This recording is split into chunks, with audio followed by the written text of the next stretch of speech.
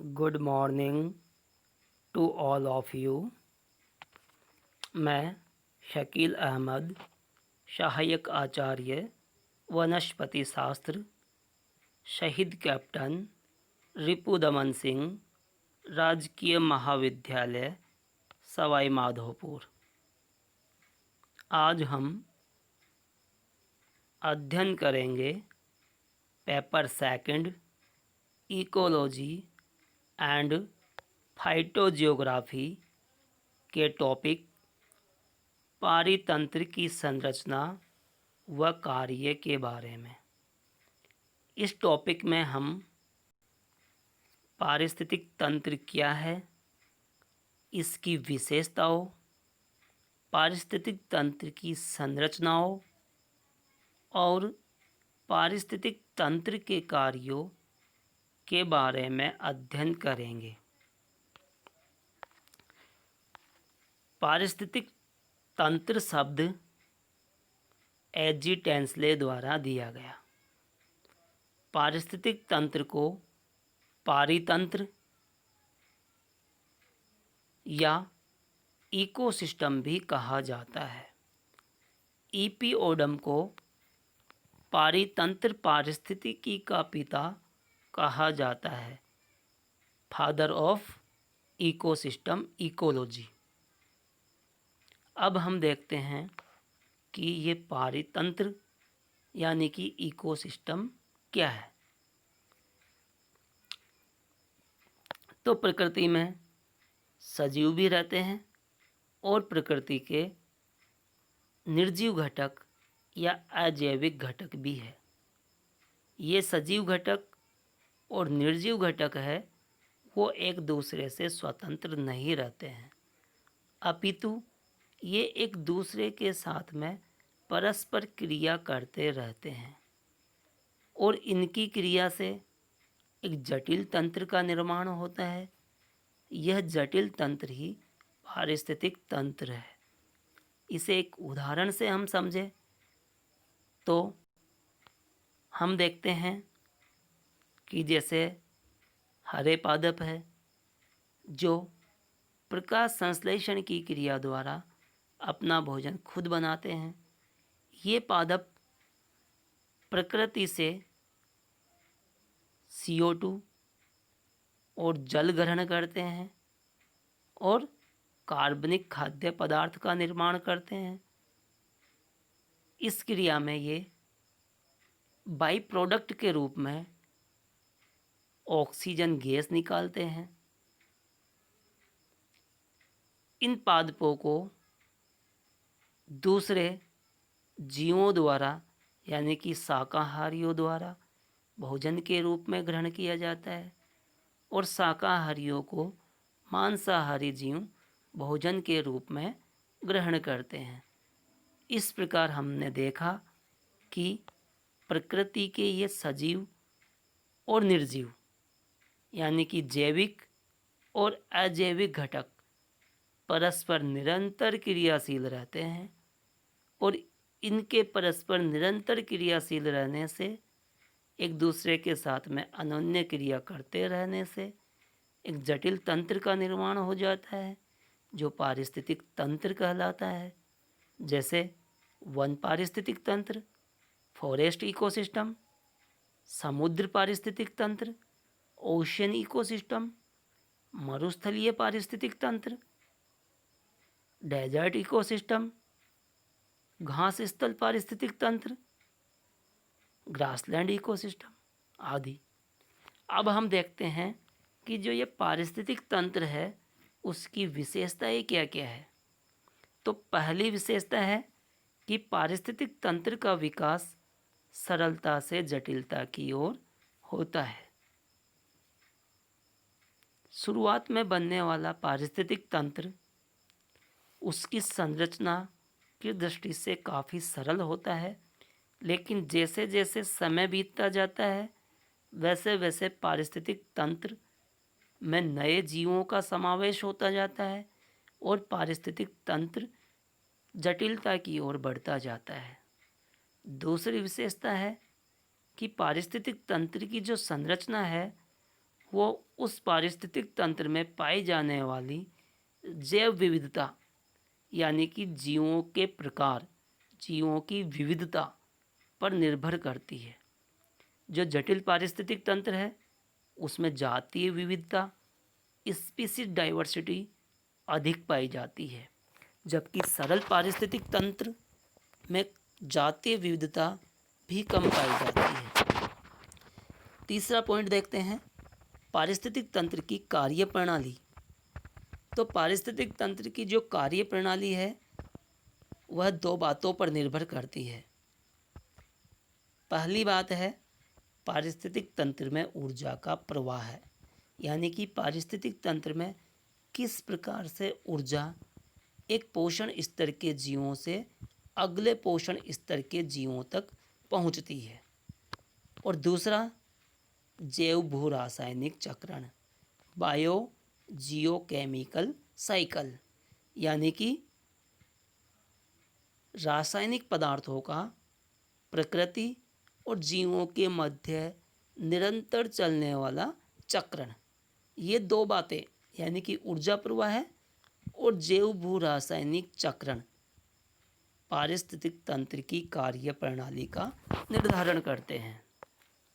अगली विशेषता है कि पारिस्थितिक तंत्र में होमियोस्टेसिस की प्रवृत्ति पाई जाती है, यानी कि यदि हम प्रकृति में पाए जाने वाले पारिस्थितिक तंत्रों के साथ में किसी भी प्रकार की कोई छेड़छाड़ नहीं करे, किसी भी प्रकार का कोई डिस्टरबेंस नहीं करे, तो पारिस्थितिक तंत्र में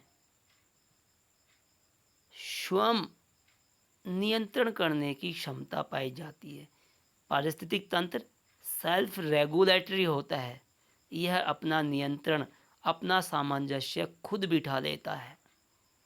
अगली विशेषता है कि पारिस्थितिक तंत्र स्थायी भी हो सकते हैं और अस्थायी भी हो सकते हैं।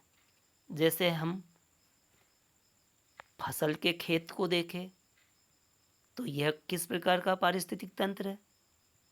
इसका जवाब होगा यह एक अस्थायी पारिस्थितिक तंत्र है। क्यों? क्योंकि हम फसल बोते हैं, फसल बड़ी होती है, उसका खुद का पारिस्थितिक तंत्र बनता है, खेत का खुद का पारिस्थितिक तंत्र बना। एक निश्चित समय बाद में हमने फसल को काट दिया, यानी कि हमने पारिस्थितिक तंत्र को समाप्त कर दिया।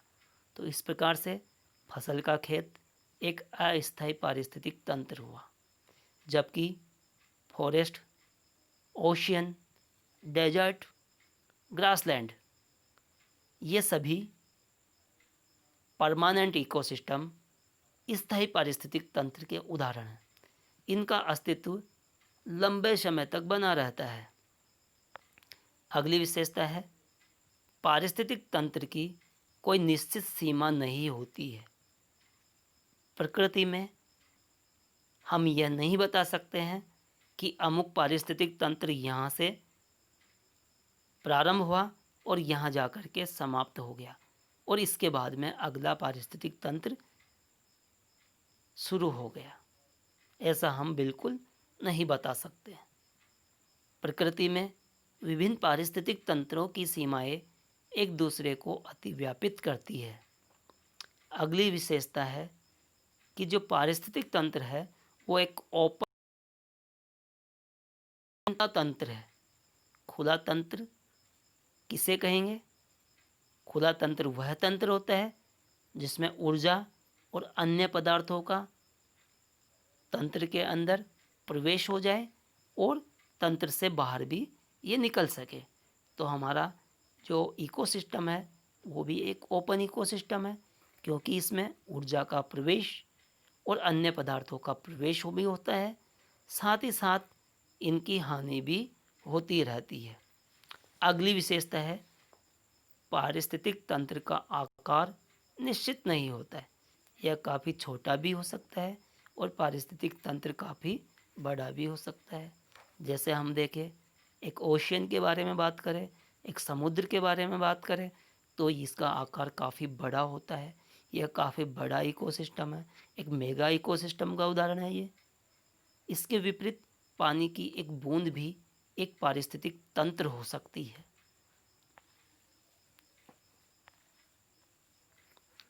अब हम अध्ययन करते हैं पारिस्थितिक तंत्र के आकार के बारे में, यानी कि इसकी साइज के बारे में। तो जैसा मैंने बताया कि पारिस्थितिक तंत्र का कोई निश्चित आकार नहीं होता है। यह काफ़ी छोटा हो सकता है या काफ़ी बड़ा हो सकता है। आकार के आधार पर हम पारिस्थितिक तंत्र को 4 प्रकारों में बांट सकते हैं। पहला मेगा इकोसिस्टम। इसका आकार काफ़ी बड़ा होता है, काफ़ी विस्तृत इकोसिस्टम है ये, और इसका एग्जाम्पल है ओशियन। अगला है मैक्रो इकोसिस्टम। इसका आकार मेगा इकोसिस्टम से छोटा होता है और इसका एग्जाम्पल है फॉरेस्ट। Micro ecosystem. जो माइक्रो इकोसिस्टम है वह मैक्रो इकोसिस्टम की अपेक्षा छोटा होता है, जैसे एक तालाब पारिस्थितिक तंत्र, एक पौंड इकोसिस्टम। और अंतिम और सबसे छोटा इकोसिस्टम है नैनो इकोसिस्टम। इसका उदाहरण है अ ड्रॉप ऑफ वाटर, पानी की एक बूंद। पानी की एक बूंद भी एक क्या है, एक इकोसिस्टम हो सकती है। इसके बाद में हम देखते हैं पारिस्थितिक तंत्र के प्रकार। तो हम पारिस्थितिक तंत्र को मुख्य रूप से मोटे मोटे तौर पर 2 प्रकारों में बांट सकते हैं, प्राकृतिक पारिस्थितिक तंत्र और कृत्रिम पारिस्थितिक तंत्र। फर्स्ट ऑफ ऑल, प्राकृतिक पारिस्थितिक तंत्र, नेचुरल इकोसिस्टम। तो ऐसे पारिस्थितिक तंत्र जो प्रकृति द्वारा नियंत्रित होते हैं प्राकृतिक पारिस्थितिक तंत्र कहलाते हैं। मनुष्य का इनके नियंत्रण में कोई हस्तक्षेप, कोई योगदान नहीं होता है। आवास के आधार पर जो प्राकृतिक पारिस्थितिक तंत्र है उन्हें 2 प्रकारों में बांट सकते हैं। नंबर 1 स्थलीय पारिस्थितिक तंत्र, टेरेस्ट्रियल इकोसिस्टम, और नंबर 2 जलीय पारिस्थितिक तंत्र, एक्वाटिक इकोसिस्टम। स्थलीय पारिस्थितिक तंत्र की बात करें तो ये पारिस्थितिक तंत्र स्थल पर पाए जाते हैं, जैसे वन पारिस्थितिक तंत्र, फॉरेस्ट इकोसिस्टम, घास स्थल पारिस्थितिक तंत्र, ग्रासलैंड इकोसिस्टम, मरुस्थल पारिस्थितिक तंत्र, डेजर्ट इकोसिस्टम। ये सभी इकोसिस्टम कहाँ पर पाए जाते हैं? स्थल पर पाए जाते हैं। दूसरा प्राकृतिक पारिस्थितिक तंत्र है एक्वेटिक इकोसिस्टम, जलीय पारिस्थितिक तंत्र। तो ऐसे पारिस्थितिक तंत्र जो जलीय स्थानों पर पाए जाते हैं एक्वेटिक इकोसिस्टम कहलाते हैं। और एक्वेटिक इकोसिस्टम भी 2 प्रकार के होते हैं। पहला अलवणीय जल पारितंत्र, फ्रेश वाटर इकोसिस्टम, और सेकंड है लवणीय जल पारितंत्र, मराइन इकोसिस्टम। तो जो अलवणीय जल पारितंत्र है, ये पारितंत्र अलवणीय जल के स्रोतों में पाए जाते हैं और इन्हें भी हम 2 प्रकार से बांट सकते हैं, 2 प्रकारों में बांट सकते हैं कि पानी ठहरा हुआ है या पानी बहता हुआ है। जब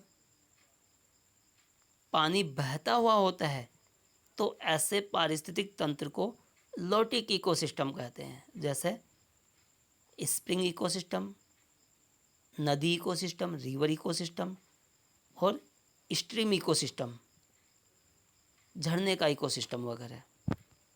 दूसरा लैंटिक इकोसिस्टम, ये इकोसिस्टम ठहरे हुए जल के स्रोतों में पाए जाते हैं, जैसे पौंड इकोसिस्टम, तालाब पारिस्थितिक तंत्र, लेक इकोसिस्टम, झील पारिस्थितिक तंत्र, स्वाम्प इकोसिस्टम, दलदलीय स्थान पारिस्थितिक तंत्र। उसके बाद में हमने देखा था जलीय पारिस्थितिक तंत्र को लवणीय और अलवणीय में बांटा था। तो अलवणीय जल पारिस्थितिक तंत्र, लवणीय जल पारिस्थितिक तंत्र, तो ये पारिस्थितिक तंत्र ऐसे पारिस्थितिक तंत्र है जो लवणीय जल में पाए जाते हैं, जैसे मराइन इकोसिस्टम, ओशियन इकोसिस्टम, समुद्र पारिस्थितिक तंत्र और ज्वार नद मुख पारिस्थितिक तंत्र, एस्चरी इकोसिस्टम। एस्चरी या ज्वार नदमुख क्या है? नदियाँ जब बहती हुई समुद्र में जाकर मिलती है तो जो दोनों का संगम स्थल होता है वह ज्वार नदमुख कहलाता है। और ज्वार नदमुख की एक सबसे बड़ी विशेषता की बात करूं तो ज्वार नदमुख वाले क्षेत्र में जो बायोडाइवर्सिटी है वो नदी और समुद्र दोनों की अपेक्षा ज़्यादा पाई जाती है। पारिस्थितिक तंत्र के प्रकारों के बाद में हम देखते हैं पारिस्थितिक तंत्र की संरचना, स्ट्रक्चर ऑफ इकोसिस्टम। पारिस्थितिक तंत्र की संरचना में दो घटक होते हैं। पहला घटक है जैविक घटक, बायोटिक कंपोनेंट, और दूसरा घटक है अजैविक घटक, एबायोटिक कंपोनेंट। तो पहले बात करते हैं जैविक घटकों के बारे में। ये पारिस्थितिक तंत्र के जीवित घटक होते हैं। इन घटकों को दो प्रकारों में हम बांट सकते हैं। पहला प्रोड्यूसर या उत्पादक और दूसरा कंज्यूमर या उपभोक्ता। तो प्रोड्यूसर या उत्पादक पारिस्थितिक तंत्र के ऐसे सजीव घटक है जो अपना भोजन स्वयं बनाते हैं, यानी कि ऑटोट्रोपिक होते हैं, स्वपोषी होते हैं। ये प्रकाश संश्लेषण अथवा रसायन संश्लेषण की क्रिया द्वारा अपना भोजन बनाते हैं, जैसे प्रकाश संश्लेषी पादप और रसायन संश्लेषी तथा प्रकाश संश्लेषी स्वपोषी जीवाणु। उसके बाद में उपभोक्ता। तो ये पारिस्थितिक तंत्र के ऐसे सजीव घटक है जो अपना भोजन खुद नहीं बना सकते। ये भोजन के लिए प्रत्यक्ष या अप्रत्यक्ष रूप से उत्पादकों पर निर्भर करते हैं। जो उपभोक्ता है वो मुख्य रूप से दो प्रकार के हैं। एक मैक्रो कंज्यूमर, गुरु उपभोक्ता, और दूसरा माइक्रो कंज्यूमर, सूक्ष्म उपभोक्ता। गुरु उपभोक्ता क्या है, मैक्रो कंज्यूमर क्या है? ये जीवित पौधे या जंतुओं से भोजन प्राप्त करने वाले उपभोक्ता है। ये भोजन को पहले ग्रहण करते हैं, फिर अपने शरीर में उसका पाचन करते हैं। First ingest then digest. जो गुरु उपभोक्ता है वो मुख्य रूप से तीन प्रकार के हैं। प्राथमिक उपभोक्ता, प्राइमरी कंज्यूमर, ये शाकाहारी जीव होते हैं और उत्पादकों से अपना भोजन डायरेक्टली प्राप्त करते हैं, जैसे गाय है, भैंस है, भेड़ है, बकरी है, ऊंट है, गधा है। सेकेंडरी कंज्यूमर, द्वितीयक उपभोक्ता, ये मांसाहारी जीव होते हैं और ये शाकाहारियों से अपना भोजन प्राप्त करते हैं, जैसे कुत्ता है, बिल्ली है, लोमड़ी है आदि जीव। शीर्षस्थ उपभोक्ता या टॉप कंज्यूमर, ये ऐसे जीव हैं जो प्रकृति में दूसरे जीवों को मारकर खा सकते हैं, लेकिन प्रकृति में इनको खाने वाला कोई भी इनका प्राकृतिक उपभोक्ता नहीं होता है, जैसे शेर, चीता, बाज, मोर आदि। गुरु उपभोक्ता के बाद में देखते हैं सूक्ष्म उपभोक्ता या माइक्रो कंज्यूमर।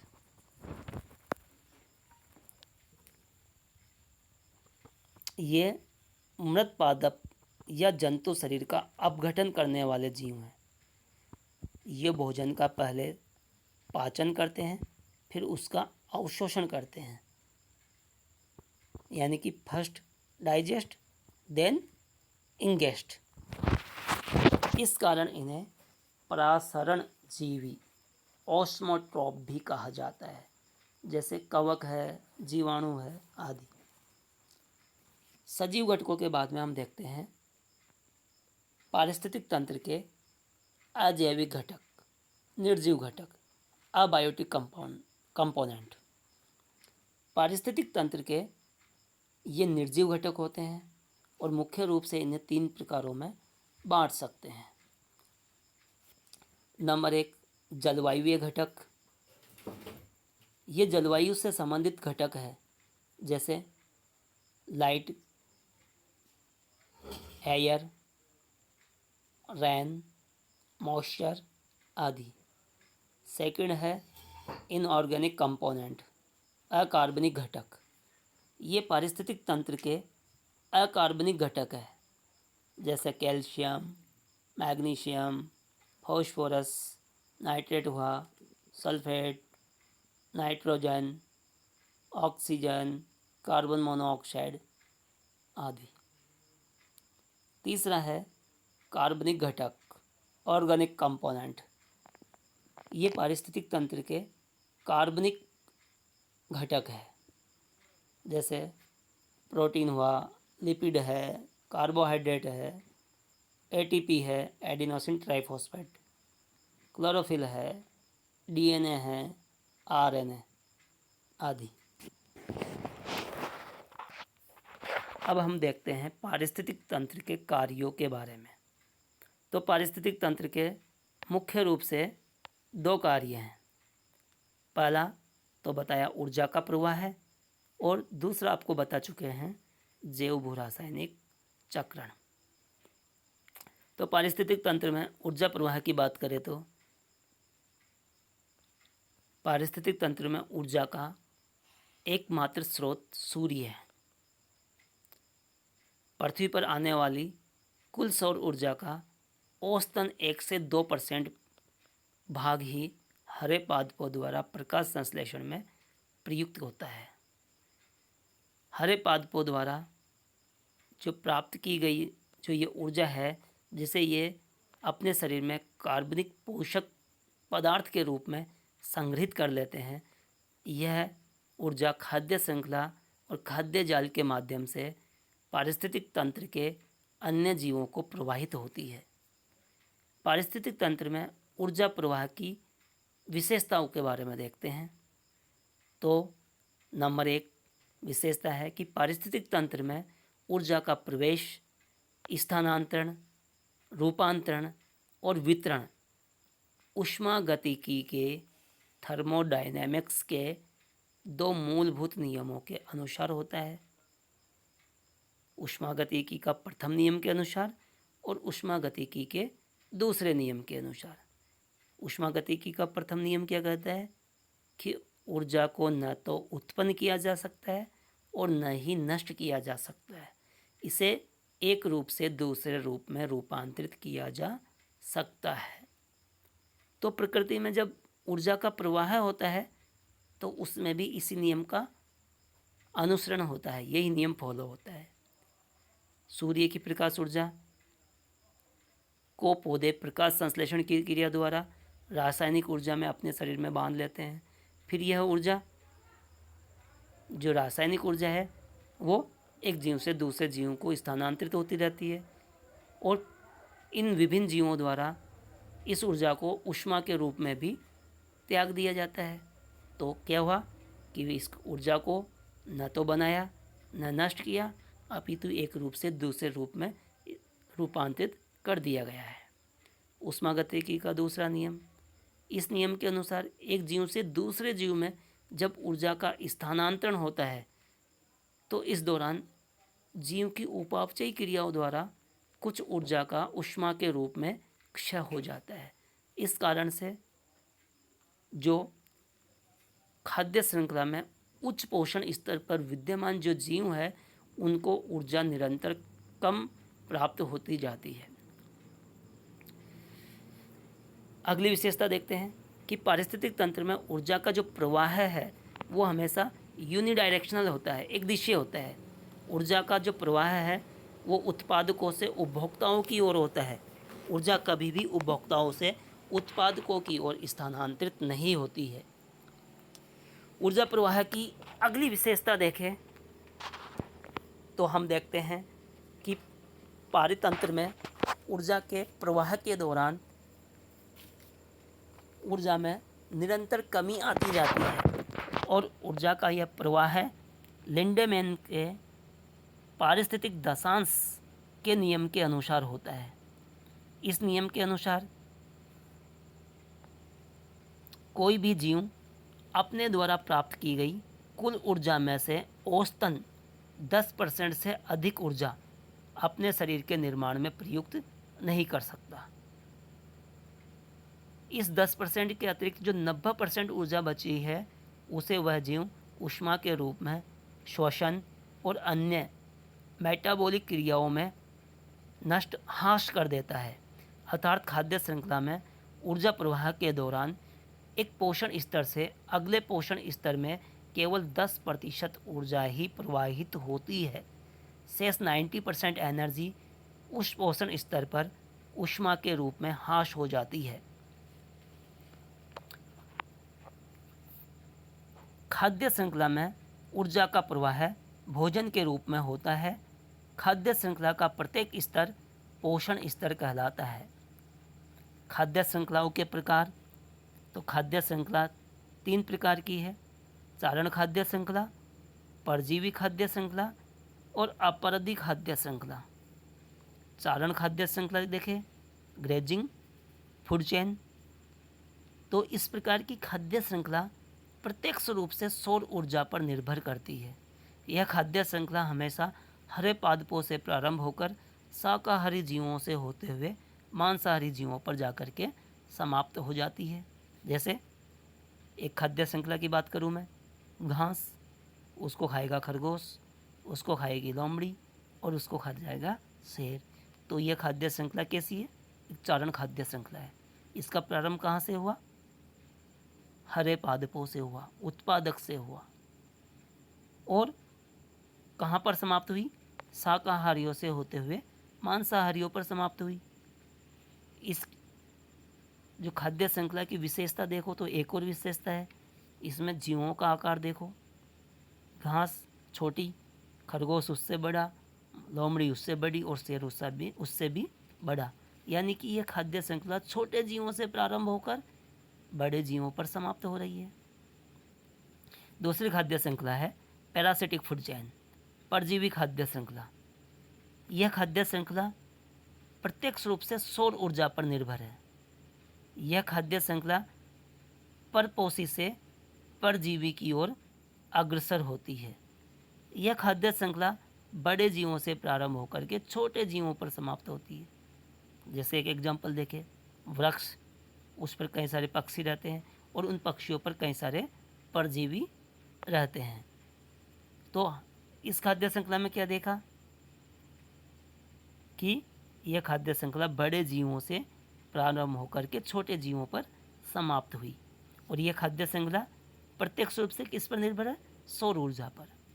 तीसरी है डेट्राइटस फूड चेन, अपरदी खाद्य श्रृंखला।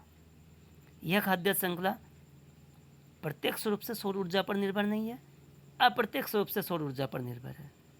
यह खाद्य श्रृंखला अपरद से प्रारंभ होती है और अपरद को खाने वाले अपरद भक्षी जीवों से होती हुई अपरद भक्षी जीवों का भक्षण करने वाले जीवों पर समाप्त हो जाती है।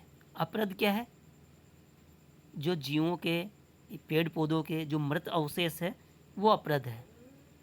जैसे एक खाद्य श्रृंखला की बात करूं तो मृत मैंग्रोव की पत्तियां, इनको जीवाणु या कवक खाते हैं।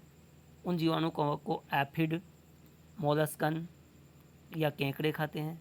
उन्हें छोटी मछलियाँ खा जाती है और उन्हें पक्षी खा जाते हैं।